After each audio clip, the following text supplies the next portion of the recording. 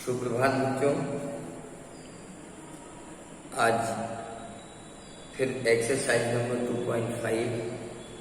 पिछले क्लास में मैंने आपको कुछ वास्तविक फलनों के प्रांत को प्राप्त करने का तरीका आपको बताया था कि हम किसी रियल फंक्शंस के डोमेन को कैसे आकलन कर सकते हैं। इस संदर्भ में कुछ क्वेश्चन भी मैंने सॉल्व किए थे। आइए 2-4 क्वेश्चन और देखते हैं। इस एक्सरसाइज को आज समाप्त करते हैं। प्रश्न नंबर 11 है, निम्नलिखित प्रत्येक फलन का परिसर ज्ञात कीजिए। रेंज आपको ज्ञात करना है। पहला सवाल है f(x) = x, निम्नलिखित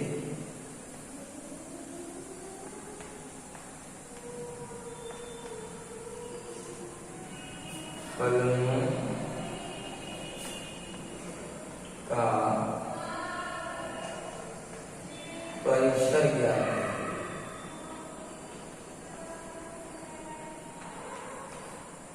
ये प्रश्न है। और प्रश्न है f(x) = x, where x is element of real. यानी फलन हमारा है f(x) = x और x क्या है? वास्तविक संख्या। आप देख सकते हैं कि अगर f(x) = x है तो f(1) = 1 होगा, f(2) = 2 होगा, f(3) = 3 होगा, f(y) यानी f(y) = y होगा। यानी जो वैल्यू हमारी x की है सेम वही वैल्यू हमारी y की होगी। यानी fy = y। देयरफॉर परिसर क्या हो जाएगा? परिसर भी हो जाएगा y is element of R, मतलब हो जाएगा वास्तविक संख्याओं का समुच्चय। वास्तविक संख्या ये हमारा परिसर हो गया। अगर हमारा प्रांत वास्तविक संख्या है तो परिसर भी वास्तविक संख्या है। दूसरा है b, f(x) = 2, f(x) = 2 - 3x, where x is element of R। आप देख सकते हैं कि अगर हम इसको सॉल्व करें, late y = 2 - 3x, then 2 - y/3 = x हो जाएगा। x = 2 - y/x। तो अब देखिए वैल्यू हम जैसे जैसे आगे चलेंगे y की वैल्यू लेंगे आगे। x इज ग्रेटर देन क्या लिखा है? 0। x is greater than 0। तो सॉल्व कर, सॉरी यहाँ पर 3 है। तो अब आप देखिए कि जैसे जैसे आप सॉल्व करेंगे आपको निगेटिव, जैसे जैसे बड़े नंबर आप लेते चले जाएंगे आपको निगेटिव वैल्यू मिलती चली जाएगी। और जब निगेटिव वैल्यू मिलेगी तो इसका परिसर क्या हो जाएगा? इसका परिसर हो जाएगा -∞ 2। यानी 2 और -∞ के बीच में जितने भी नंबर्स होंगे वो सब के सब इसके क्या हो जाएंगे? ये परिसर हो जाएगा। सभी वास्तविक संख्याएं होंगी लेकिन -∞ और 2 के बीच में होंगी। और आगे चलते हैं।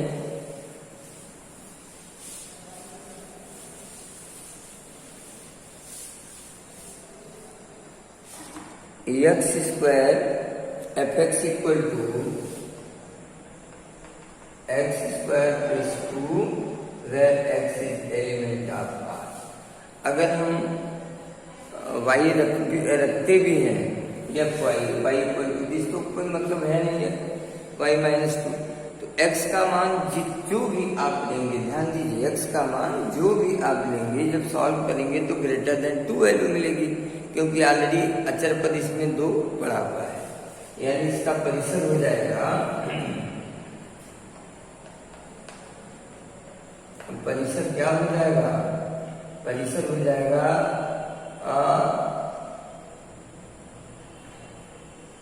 परिसर real number and R is greater or equal to, ये आ गई, 2 या 2 से बड़ी सभी वास्तविक संख्याओं का समुच्चय इसका परिसर होगा।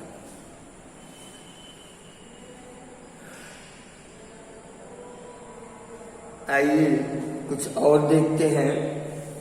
फ्रैक्शनल यानी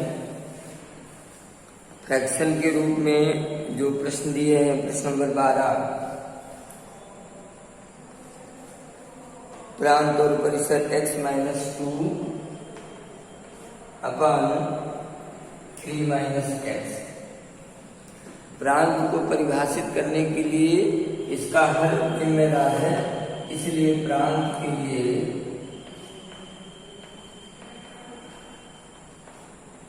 (3-x is not equal to 0, not equal to -3, x is not equal to 3, यानी इसका प्रांत हो जाएगा r-3। ये हो गया प्रांत। और परिसर इसका कितना होगा? परिसर के लिए y बराबर x-2 upon 3-x, 3y minus xy equal to x-2, या -xy minus x equal to -2 3y। Solve करेंगे तो -x कॉमन हो जाएगा, y + 1, 2 + 3y कैंसिल होकर x equal to 2 + 3y upon y + 1 मिला,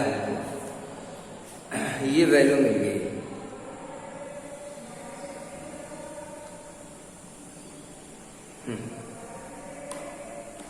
और थोड़ा आगे चलेंगे तो अब देखिए, परिसर के लिए y + 1 is not equal to क्या होना चाहिए? 0 होना चाहिए परिसर के लिए, and y equal to not equal to -1, यानी इसका परिसर हो गया r-1, यानी -1 को छोड़कर जितनी भी वास्तविक संख्याएं हैं सब की सब इसकी क्या बन जाएंगी? परिसर बन जाएंगी।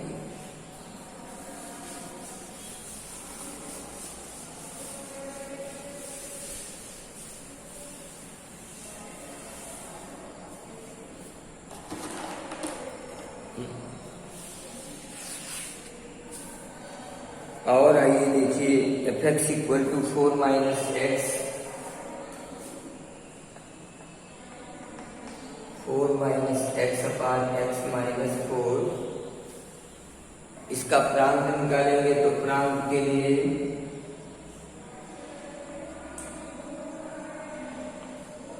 x - 4 is not equal to 0, now x is not equal to 4, यानी प्रांत हो गया इसका r-4। 4 के अलावा जितनी भी वास्तविक संख्याएं होंगी सबकी सब प्रांत बनेंगी। और परिसर के लिए तो देखिए, जब दोनों लगभग बराबर हो जाए तो आपको अलग से करने की जरूरत नहीं है। -x - 4 बटे x - 4, तो ये देखिए कट से आ जाएगा -1, यानी आप कोई भी वैल्यू x की लेंगे, प्रांत से कोई भी आप मान लेंगे तो कैलकुलेशन -1 आएगा, इसलिए परिसर हो जाएगा इसका -1 परिसर इसका। इसी तरह 2 और है, 14वां और 15वां सवाल, इसको भी आप आसानी से कर सकते हैं, कोई प्रॉब्लम नहीं है।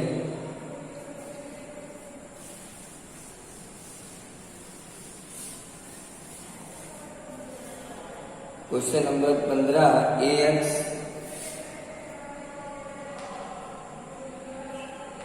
ax plus b upon bx minus a,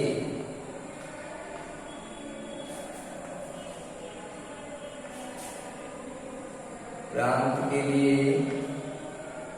bx minus a is not equal to 0, bx is not equal to a upon b, not equal, x का मान a upon b नहीं हो सकता, बाकी सारी चीजें हो सकती हैं। तो प्रांत इसका हो जाएगा r minus a upon b, ये प्रांत हो गया। परिसर के लिए let y equal to ax plus b upon bx minus a. Try to find the value of x in the term of y. So bxy minus ay बराबर ax plus b। तो थोड़ा सा और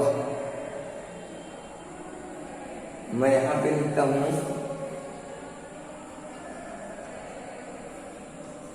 माइनस ए एक्स बराबर B plus A Y, यानी X का मान B Y minus A B plus A Y, X बराबर B plus A Y upon B Y minus A, ये मिलेगा।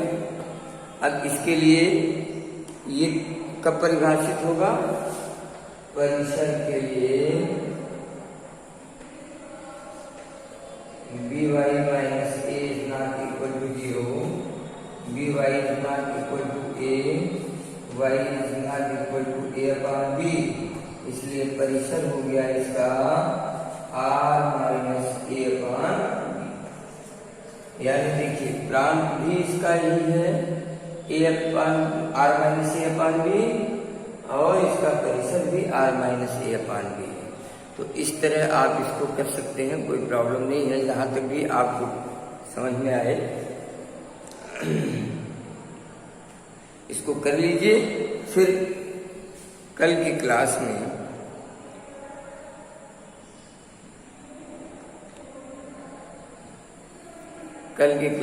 बच्चों अब हम आपको दो और चीजें एक्सप्लेन करेंगे। एक है आइडेंटिटी फंक्शन और एक है कांस्टेंट फंक्शन। अचर फलन और तत्समक फलन को एक्सप्लेन करते हुए आपको उनके आलेख खींचने का मेथड आपको बताऊंगा, और इस चैप्टर का ये लास्ट पार्ट है, और इसके बाद ये रिलेशन एंड फंक्शन आपका पूरी तरह समाप्त हो जाएगा। एनसीईआरटी की बुक से अगर आप देखेंगे तो ये जितनी भी चीजें मैं एक्सप्लेन कर रहा हूँ या आगे जो मैं पढ़ाने जा रहा हूँ ये एक्स्ट्रा ही है। आपका जो एनसीईआरटी सिलेबस है वो लगभग समाप्त हो चुका है, उसमें कुछ ज्यादा आपको नहीं पढ़ना है।